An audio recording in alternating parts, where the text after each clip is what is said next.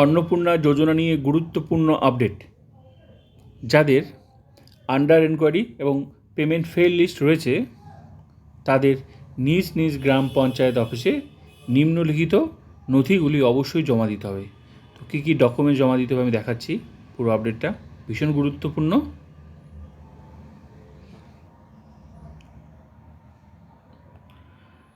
এক নাম্বার হচ্ছে আবেদন জমার receive copy, 1 number.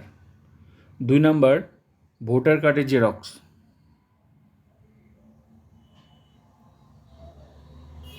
2 number.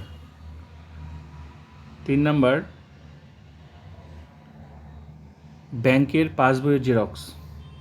4 number 2026 SIR list. 5 number আবেদনকারীর আধারের জেরক্স। 6 নাম্বার CA বা ট্রাইব্যুনাল সার্টিফিকেট। এই কয়টা ডকুমেন্টস জমা দিতে হবে যাদের আন্ডার এনকোয়ারি এবং পেমেন্ট ফেল লিস্ট দেখাচ্ছে। তো ভিডিওটা ভালো লাগলে like comment subscribe and share.